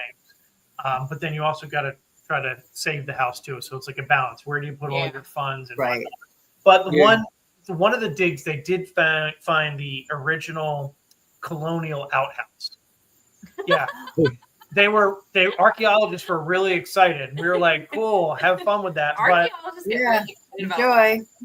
But they were actually able to find a lot of because back in the 1700s and stuff, you didn't have a garbage truck. Yeah. So you put everything down the outhouse. So they found a lot of broken dishware, a lot of glassware, all the stuff that they were able to determine, like, wow, the Fields family were really, really wealthy by their china, by their stuff, and it kind of proved a whole bunch of different stuff that they thought about the Fields family just from that one little trash pit, basically. No crap. Yeah, exactly. That's so cool, though. You that can is learn. good. You That is think so about it, cool. you can learn a lot about someone by their trash. Exactly. I mean, you're throwing out fine china. I have some pictures inside the house. I wanted to show that to people also. Okay, some of the old ones I taken, some Jennie taken. So places we talked about, right? So this hallway is the main hallway on the second floor, and this is one of the more active spots. So that doorway, there's a little doorway to the left there. That's where I saw the full body apparition of a little boy during the day. I went in there. I went in there after a tour. Everyone left. Oh wow! I shut some windows, went into that room, came out, and in the hallway he was standing there staring right at me. And I looked him right in the face, locked eyes with him, and he just disappeared in front of me. And to this day, I could still see his face. I could probably do one of those police sketches, and it'd be spot on. Yeah. Or send me information, see if I could do something with that. Yeah, true. I mean, it's something, because we're doing stuff in that room, the room on the end of the hall, and we heard giggling in that room that you're talking about. And we come running in there, and of course, it's nothing there, and everything was. There was like no lights, and I have the night vision camera, so I go everywhere with my night vision camera. So I was like, wow. So here's another room. I'm not sure what floor this is on. So that's on that's the first floor. That's what we call like the Crossley room. That used to be a dining room when it was a restaurant. So with a bar. Used to be a little bar there too. Yeah. Right. Okay. And that was the doors to the commercial kitchen. Yeah, that would have been a doors to the commercial kitchen as double doors. So in that room too, there's been a shadow person scene of what people describe as like a preteen girl, probably about 12 or 13. And her hair, you could see her clear. Her hair sits on her shoulders, and she's got like a bow in her hair. Oh, wow. Yeah, free floating shadow, not on the wall, nothing. It's crazy. Is that the one? That's not the room with the rocking chair in it. No, that's on the second floor. Right. Okay. There he is. So that's the room right in front of it. Man, these are old pictures because look at the stuff on the wall. That stuff's been gone for years. That's crazy. I know. But yeah, that would have been like it would have been like a sitting room. When it was a restaurant, it was also like a little dining room. And it's what's his name's office, right? Well, we have a desk in there now from one of the families who donated to us. We think it was in that room, but it's cool. That fireplace is one of the only fireplaces that hasn't been vandalized over the years. So that tile work dates back to about 1860. Yep. Wow. What else? So we got more here. I love the so this is the attic room where I saw shadow. And we still have Sorry. This is my fault. and stool will never leave us. No, that room is up in the attic. In the late 1800s, early 1900s, they did a lot of Queen Anne style Gothic kind of revival. That's why the windows look like that. And if you look on the outside of the house, if you're ever there, you can see like ironwork and stuff. But up there is a very creepy area, especially that room. People get a lot of weird vibes. Yeah, that's a crazy room to be in. That room is so... How old is that stool? I don't know. Does that date back to the 18... That could be original. That could be. It was that's the original stool there. That is so old. Oh, the main. Yeah, so this is part of the main parlor. Like downstairs. Yeah, this is the main living room of the house. That's where they would have entertained people for 200 plus years easy. Yeah. And then it became the main dining room of the restaurant. Yeah, so that's like where the generals and all the stuff. Yes. They sat and maybe had their cigars or pipes. That's where Mary probably would have entertained everyone. If George Washington showed up, that's probably where she would entertain them. Still looking for evidence. We can infer. Do you think anything's in the walls? But think anything's hidden in the walls? Could be. Oh, I'm sure. Yeah, I mean, but you can't take those walls apart. You'll never get them back together. You can't take the walls down, but there was a family there that had all these people that coming in and out, like all these colonial people, and they didn't know. Maybe the kids hid something in the wall, so they have it for themselves, or Well, we got a cool local story from a guy who came on a tour, and his dad used to be like a fireplace guy, did inspections, repairs. And he went there in the 60s when it was still a restaurant. The families were living there, and he was inspecting one of the fireplaces on the second floor. And when he looked up in there, he pulled out a Hessian sword, apparently. Oh, wow. Oh, my goodness. So we're still trying to track down the family to see if they know where the sword went to. But it was probably stuffed up there from colonial times, and no one, crazy. And that's the attic again. So up in this side of the attic, so this is like the creepier part of the attic where like possibly it was a bordello. But the cool part is in the 80s and 90s when this was a restaurant, this was the only place where people weren't eating there for the public or whatever. So people who brought their kids to work because they didn't have babysitters, the kids would go all up there, and that was their playroom. So they actually have, if it's still up there too, if you guys go up there ever, it's on the wall. It says the Sky House Clubhouse or something. And we actually had the kids come back on a tour, and they were like in their 30s or 40s. No way. They had some crazy stories from when they were up there. Did they? They were like, our parents never believed us. They thought we were just, kids playing around, but they used to have a TV up there. And like one of the outlets where you can screw in like a light bulb thing and plug a light. Yes, I remember those. That's how they used to watch TV, and they were watching TV, and the TV kept going off, and they looked up, and it was unplugged, so they plugged it in twice, and then they watched it the last time, and they saw it go pop out on its own. Oh my goodness! And they all ran down the stairs trying to find their parents, and the last girl said she stopped coming down the attic steps, looked up, and she saw an old guy in like a 3-piece suit, kind of like looking down at her from the attic. Yeah, like you're not watching TV. Yeah, basically. And we've had reports of like EVPs of like a grumpy kind of guy up there, like very like guttural, like. And whenever we have we do some kid tours occasionally, but whenever we have kids up there, the next couple days we get weird grumpy guy activity. So I don't know who it is, but they must not. He's not a fan. He must not like kids because it's like the same thing. And like I've heard disembodied voices, which I think are him, and it sounds like somebody if they were clearing their throat and trying to talk like that. Like yeah. Jennie, no, it's not me. I'm not the grumpy old guy. She's always saying. I wonder if it could have been somebody who had an office there, working there. You know, it could have been. I mean, it kind of.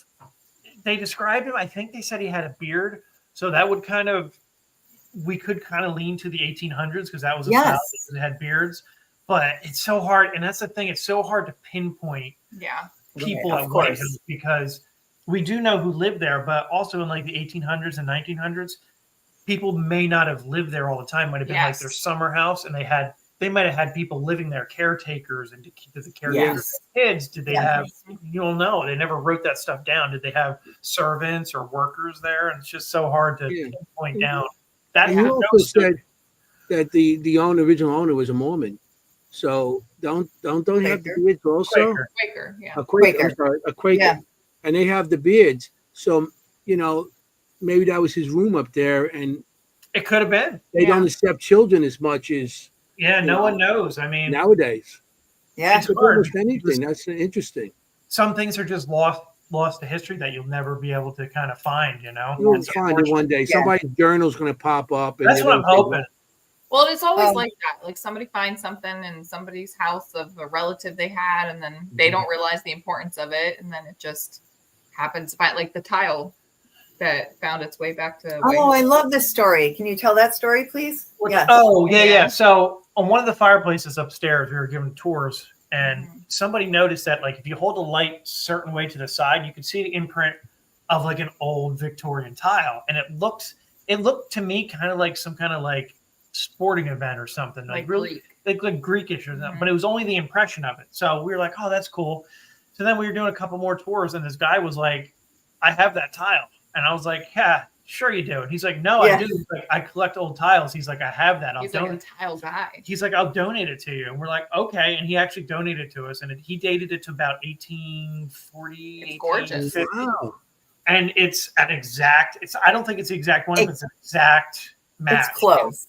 And it's just so nice now on tours to be able to tell people, like, this is what it looked like. Like, yes, it's horrible that these things were vandalized over the years, but at the end of the day, like, you actually get to see exactly what it looked like. And it's kind of cool because in that room where it was vandalized, unfortunately, you don't have the 1800s thing, but you can see behind it. You can see the original 1700s fireplace that if it wasn't vandalized, you'd never know it was there. True. That's like just what a connection right there. Yeah. There's some tile too that is from the Victorian guy, and that was a way that he glazed the tile that was super fashionable back in the day. It's still desirable. You can still get it on eBay. Yep. See the walls there. Was that like wallpaper or like some sort of wallpaper? Because it was probably it's probably like 17 layers of paint and like 6 layers of wallpaper over the years. Yeah, because I know wallpaper was very popular back then with all that. Yeah, the Victorian time period, they really went crazy with. Yeah. It was beautiful. The really dark tile work. Oh, remember that bed? Yeah. So. That bed. Problem. We tried to set it up 2 years ago. Yeah, we tried to set this up. So this is on the second floor, to the left side of the house. And we think that this was, when it was a restaurant, it was like the bedrooms because the people who ran the restaurant also lived in the house. But we set this bed up, and the bed just never went together right. It was always falling apart. And we were doing a daytime history tour, and right in the middle of the tour, it fell apart like a bad movie. Just like boom, boom, boom, boom, boom. Like a deck of cards. And the people were all like, oh my God, that's the craziest paranormal activity ever. And I was like, it's just flimsy. It's just you were like, we can't make it work. Nowadays everybody have that on YouTube and TikTok and hey, look, I was doing this event. Yeah, exactly. The bed fell apart. It's a ghost. Exactly. You have, this is one of my favorite rooms. Yeah, so this room it's been dubbed it's a nickname, the sick room, because it's the furthest bedroom from the main body of the house, and they think in the 1700s used as like a quarantine room. But we do know when it was a restaurant, this was like the kids' bedroom when they lived there. But And that was room, Mr. Klink's room. yeah, the guy who lives next door in that house, that was his bedroom. Mm-hmm. But yeah, this room is super active. This is that's on the second floor. Yeah. Yeah. All right, I remember being there, and we were doing a session in there, and I seen somebody looking through the window at me. Well, that's interesting because that's It on the was second floor. like a man. That's and crazy. He's just looking. He's just leaned into the window, and that's the second floor. I'm like, yeah, you saying somebody here? And there are no trees to climb. We get a lot of. And his face went like this into the window, like he looked in, he was there, and then just came back out. I remember that story. God, yeah, we get a lot of kids' spirits in that room. Between that room and the next room, it's a lot of like back and forth. Like it's almost like they're playing with you, where it's like you go to the one room and then you hear the whistles in the next room, then you go to the next room and then you hear the whistles in the other room. It's like you're chasing them in the holes. Yeah. Except they're winning the game. Yes. Yeah, they read my mind. I remember. They're always winning the I've been there. You always seem to be chasing something. Yes. And you get, and the closer you get, it's like they're playing a game with you, especially the kids. They're playful. Yes. Can I tell a really quick story about that room? I just wanted to say something really quick. No. You know what I'm thinking right now. He's reading my mind. Yeah, I know. He's reading my mind what I'm thinking back to him. No. I had the best Estes method session of all time, still not beaten in that room, probably 5 years ago. Like still not beaten to this day, and I've had hundreds since. I hid toys in my pocket and didn't tell anybody. And we went in there and put somebody under, and she says, hi. I was like, hi. And she's like, I said, do you want to play? She goes, a ball? I had a ball in my pocket. She never knew this. Crazy. She goes, a ball? I'm like, yeah, I have a ball. And I put it down. She goes, go get it. Like, this is under, loud under. She goes, go get it. I was like, oh, okay. And then she's like, and a truck. And I had a truck in my thing. I was like, no way. I have chills now. That's and she crazy. was like, awesome. Yeah, it was like, let's play. Like, go get it. And I was like, especially the opener with the hello, because like the way you said it is the exact same way. Like we always hear the hello the same way. Hello. And my goodness. But that session.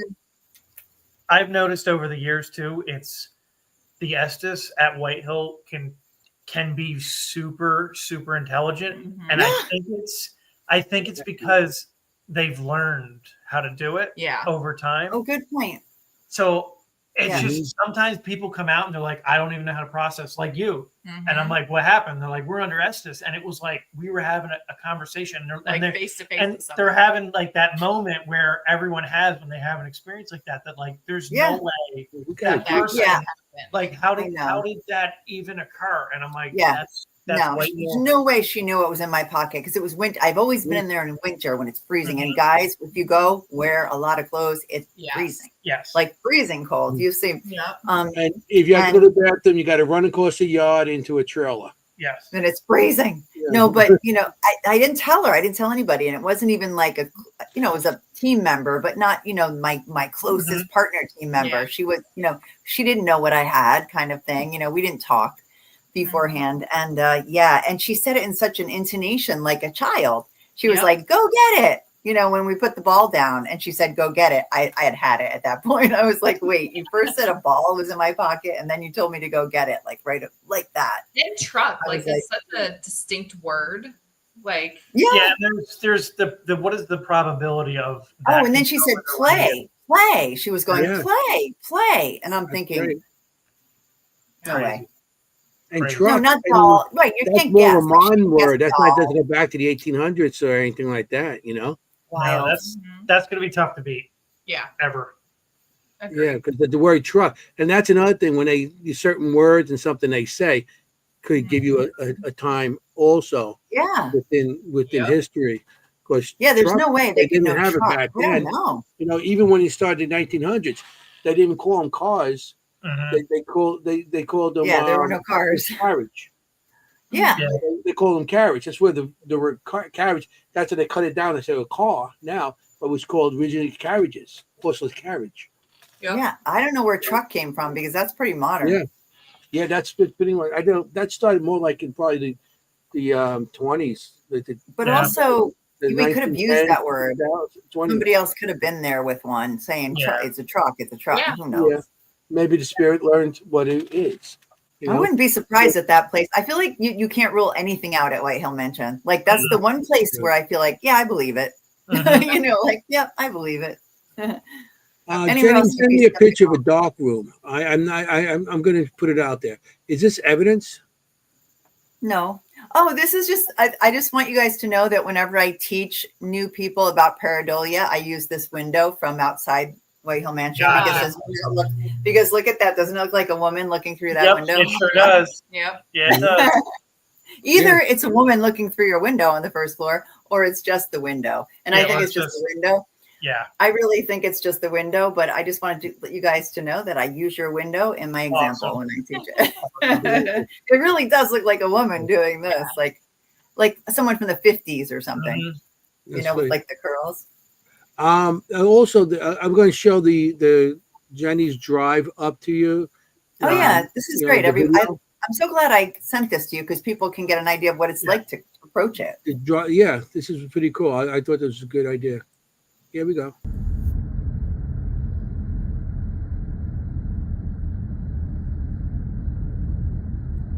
That's a driving up the entrance to the entrance of the building. That's the long driveway going up there. And I believe on the left is that house, the private home with that. Is that it?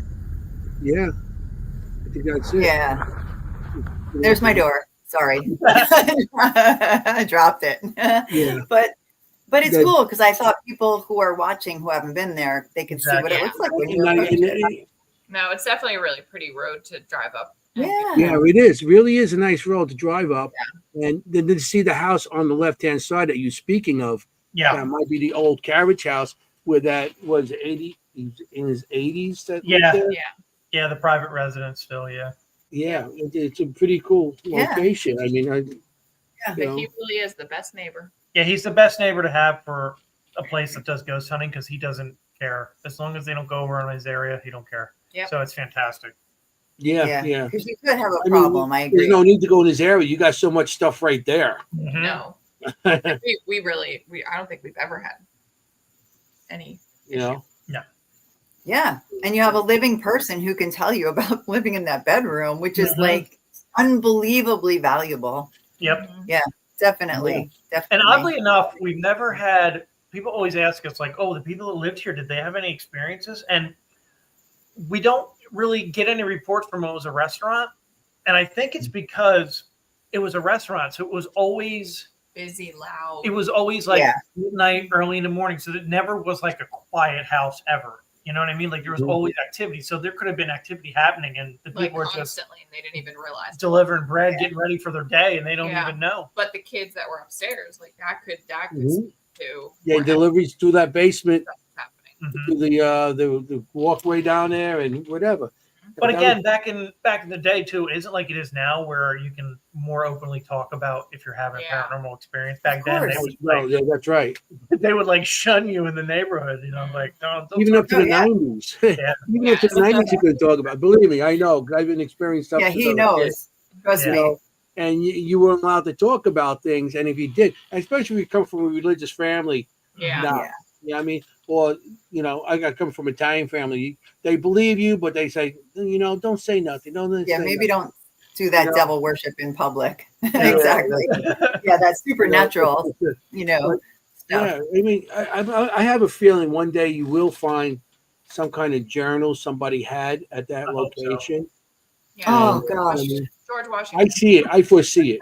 Yeah. So you're gonna get it. Yeah. Wouldn't it be funny if that's the only place George Washington never went? Because we joke that it's hard to find a place he didn't sleep in New Jersey. Well, he was pen pals with what's her name? So yeah, one of the Right. Richard Stockton's wife, after he passed, came and lived at White Hill, and he was personal pen pals. Her and George Washington wrote back and forth all the time. Yeah.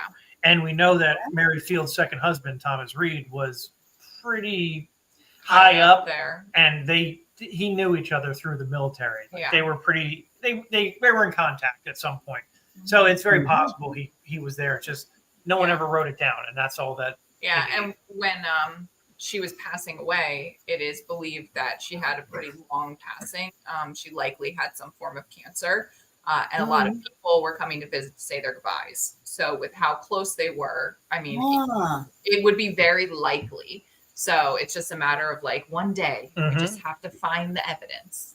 But what happened? There was too many times that their paths crossed and too many members of the family that like how could he have gone? Yeah, and he frequented places like that, like up here. Exactly. You know, like he did stop by. There's a place here where he danced for 3 hours at a bar. Yeah, because he was very sociable. That's very him. Yeah, Yep. I can see him going over for a dinner party or going over to visit to say goodbye to her. I've been to you one. can identify spirits, but Mary Field, I mean, she's such a central character. Do you sense her? Do you feel her? Because she had a bedroom, right? Like on that second floor?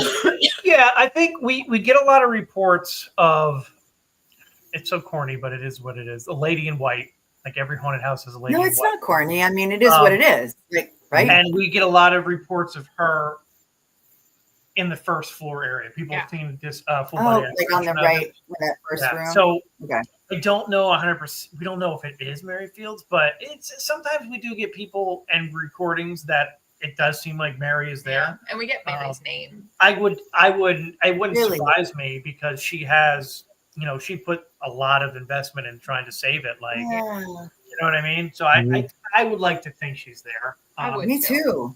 That would be the person I would like to connect with. Yeah, most but there. based on just the history of what occurred in her life, I also picture it as like she's there on her terms because just in life she figured out ways to survive and flourish and hold her own. She's doing it now too. But yeah, I mean, I would like to think she pops back occasionally. I think they all kind of do. Yeah, that's just what I think. I think they're just like, I'm gonna pop in, see what's going on. Yeah, and Mary and Robert really, like Robert especially, loved the house. Like Thomas. Thomas. Oh, Mary Fields. Mary Fields' second husband. Thomas. He was from He was from Delaware, and he had a big estate, a lot of money. He was very successful. But after he married Mary, he really liked White Hill, and he came to stay there. And he passed in the house too. Yeah. So. Interesting. Okay. Skylar just came on. Skylar, yes, we're going to try to get investigation. Skylar, yes. Have you? Yeah, if you're looking for people, two people right here who'll come with you. Yeah. And she'd love to have that. Skylar is just, I think she's the future of what we with the paranormal. She really is. Stuff. She is the future. She's 8 years old. She has her own YouTube channel. That's awesome. That's so cool. I know, right? She's a better investigator than I am already. I know. Yeah. And her own shirts, her own T-shirts, Parakeet shirts. She has a lot of stuff. She's got merch, this girl. Yeah, she has merch. I don't have merch. I told you. I do. I have White Hill Mansion merch. There you go. Yeah. I mean, it's great. When is you going to have the Paracon again this year? Yes, I not 100% sure on. I think it's the first weekend in May, but don't quote me on that. I think it'll be posted up soon, but yeah, we're gonna have another one. It'll be May of 2026. So I think we got John Zaffis coming this year. Nice. We got Brian Kano and Heather and Katrina right now coming back, which is awesome. Okay. Yeah, they were last time. They were there last time. This year, maybe we'll get involved. I like to get involved too. Yeah. My spirit art out there. Yeah, cool. Count us in. And when I say us, that's me just tagging along with him. He's like, I'd like to get my spirit art. And I'm like, yeah, we'll be there. Yeah. Yeah, because I'll be there just like showing the spirit art. It's funny because when I walked in, I started talking to everybody. And by the time I got to the end, it was closing. I didn't even get to go inside to see anybody because it was already. Yeah. I didn't. I'm like, are you kidding me? I look at the time. It's like, oh wow. Yeah, he's so It went popular. by so fast because I was talking. I could talk. It's a little true. bit, Everybody's like, I Anthony, know Anthony, talk Anthony. just a little bit. Mm-hmm. So by the time I got to the end, it was like, oh wow, that was crazy. Yeah. It's really nice though. That was my first Paracon, by the way. Oh, nice. Yeah, I just never did them. We just Yeah. didn't do them as a team, and I never did them. And Mhm. that was my first one. I forget. I good. think it might have been you who convinced me, Anthony, to go. So Yeah, of course. thank you. I drag her into everything. So I mean, I had been there before to investigate, but I didn't. Yeah, he does. No, come on. I just said I tag along. So yeah, we'll definitely put that up on our page Yeah. when you guys decide. Yeah, Let us know. awesome. We'll share it and everything. Yeah, definitely. and- Definitely. And I think you got a bunch of privates booked tonight that are going to be contacting you. So we definitely are going to put that information in the chat too. Yep. How to do that. Yep. Go right to whitehillmansion.org and you can book, and all of our information is right on our We website. try to make it super easy, accessible. Oh, that's good. You want to type that Okay. in, Jen? Yeah, gonna do it. Yep. Yeah, she'll try to I'll put it put it into the audience right now so people see it, and Yep. you know what I mean? Definitely, Yep. we want to. I mean, that place. We got to keep it going. Yeah, and like I said, everything, we're 100% volunteer. Like we Yep. don't take a salary, we don't take any money. It all goes right back to the house, 100% volunteer. So everything that comes in through our history programs, our paranormal programs, everything goes right back into hopefully keeping this place up and running and continuing to move forward. WhiteHillMansion.org. Yep. Oh yeah, and yeah, Parakeet. That's Skylet's Yeah. Oh, cool. Parakeet. That's her YouTube page. The Graveyard Ship Girls. Oh, All that's right. that's my friend Katie, the Graveyard Shift. Yeah, Yeah. Oh, see this? A collab. that would be a great collab. Yeah. No, it would That's be awesome. because That would be a great that'd be collab. awesome. All of us get together and do it. Yeah. I like it. So, I like it. anything else you want to guys. promote before we have to end it because time is starting to run out on us? Yeah. What else are you guys up to? What are we up to? Trying to save White Hill, doing as many events as we can. Fixing, cleaning, fixing. Yeah, cleaning. well, we're Sure. coming into the fall, so we have a couple more like community events, like movie nights and things like that we try to do to involve the community. And Yeah, so we offer free. It's all on our website and on our Facebook page. We offer free movie nights, so you come on out. We set up a little concession stand, so that's how we get raised a little bit of money. But we do a Rocky Horror Picture Show every That's awesome. Mm-hmm. October. that brings out a good crowd. We do Hocus Pocus, and there's a few other in Always. there. In October, it's our busy season, of course, so we do a lot of candlelight tours, which are great for people who maybe aren't fully ready to investigate like a full overnight, but also want a little history. So basically, what we do is we'll light the house with flameless candles, of course, because safety number one. Real thing. But Oh my God. we'll tell you a little bit of the history of the house, but we lead more on the paranormal. So we'll tell you all of our experiences, and then we usually get guest investigators to come and help us out, and we'll do a little ghost hunting 101. So like in certain rooms, we'll do a little EVP session, and they'll explain and go over some of the equipment, and it's kind of a cool thing. It's about an hour and a half, but it's like a little taste of what it's like to be a paranormal investigator. So if anyone out there who's like on the fence, maybe wants to start to get into it, it's a great little stepping stone to see if you'll ever like it. Gotcha. That's a good idea. We have somebody who wants to volunteer here. Yeah, we do. Yeah. Yeah, we do try to get as many volunteers, and we do offer, people to come out and help out. Yeah, So right we on our do, website too. Yeah, just reach out through email for that part with the community service. You should have like people like throw tents up over there and like have a haunted, and they can stay overnight, and have like a little Like a camping? like a little It's campground like a type of campground. thing. It's a public park, so technically it's only open dusk to dawn. But We would have to get some. we would have to get some. We would have to get permissions some for that. permission from the town, but Yeah, you might have to Yeah, camp because, inside. Wouldn't that be cool? A paranormal camp out, Yeah. it would be cool. and then you That got is the cool. house to investigate, and then if they want to crash out and just hang out and enjoy it. That's not a bad idea. You know, Right. No, it isn't. Not in the winter. Again, I don't know why. It's always freezing when I come there. And I love winter, and I'm a winter person, not a She was summer cold person. at Gettysburg.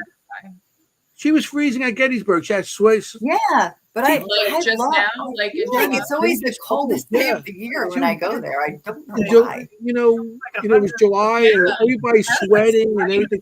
And she's like, I'm cold. Oh, okay. I know we spend a lot of time together. Can you tell? Come on. It's not that cold out. You know? So it I love came it. to the end now. Almost, And yeah. I wish My God, that went I so wish we fast. didn't I can't have believe to. that was 2 It hours did. I long. mean, anything My else you God. want to plug before we go? Any merch, or how can we get some of your merch?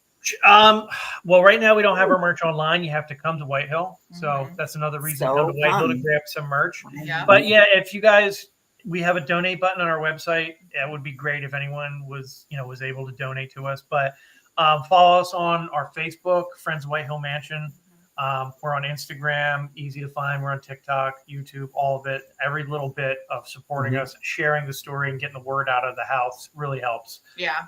And it's great when, like, if you're going to post stuff, tag us, your experiences and things that you had. Yeah. It's really important to save a haunted house, but it's really important to save a historically haunted house because, I mean, without people like us, paranormal, history buffs, these places would be disappearing so quickly. So, so crucial. It's sad. Yeah, It's which so I sad. mean, Kimm, who was our third on this podcast, who is off doing her veterinary thing tonight. She and I say the same thing. Like, it just makes you sick, like, to think about these places getting destroyed or being, I mean, just people are like, we're trying to save this house, and you think, how could you even question saving that house? Kind of thing. So I'm with you 100%. Like, that's what we do. Yep. That's a huge part of what we do. It's the most important part of what we do. And you guys are unbelievable. Like, thank you for everything you do at Whitehill Mansion to save it and to take care of it and to love it like you do, which thank you so much.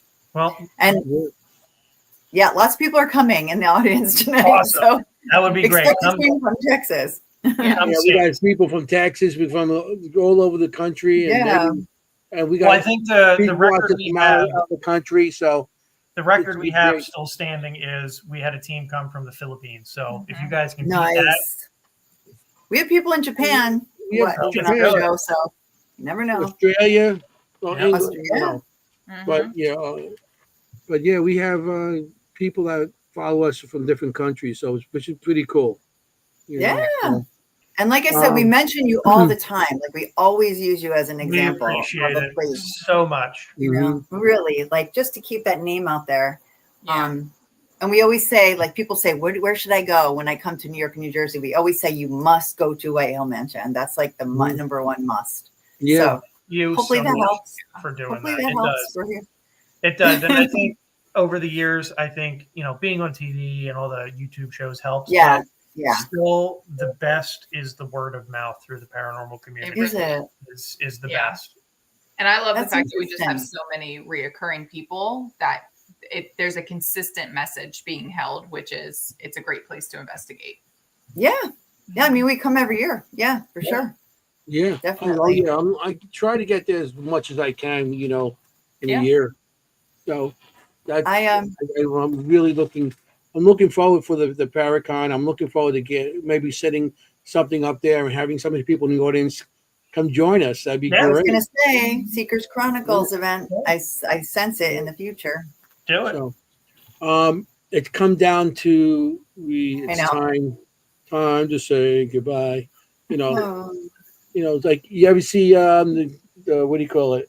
Cal Burnett show when she pulled the ear? No. At the end? We're not that old. Before your time. I'm sorry. I'm giving away my age. I was like, sorry. I teased them. And she could pull her ear. It was like something. They're like 20 years old. Look at them. 20. Adam is 20. Adam is 20. We're 20, yeah. Yeah, that's what they are. 20. So, and I'm like 30. Okay. Thank you for telling us your age. Thank you. Plus, I want to thank everybody for coming. I want to thank you guys. You guys are wonderful. We had such a great time. Yeah. Thank you for the we had time. a great time. So No problem. Thank after you, you know, when we just stick around a little bit after the show, we'll talk a little bit. Yeah, I just want to thank everybody for coming out tonight. We had such a great audience, and I hope you guys enjoyed it in the audience. If you did, hit some likes, and Yeah. that'd be nice. Have some more likes, and so yeah, I just want to tell everybody that you guys got to be safe out there because you want to look for ghosts. You don't want to be a ghost. I just want to say, forget about it. Ciao, familia. Good Bye, night. guys. Bye-bye. Bye. Bye. Hey, how you doing?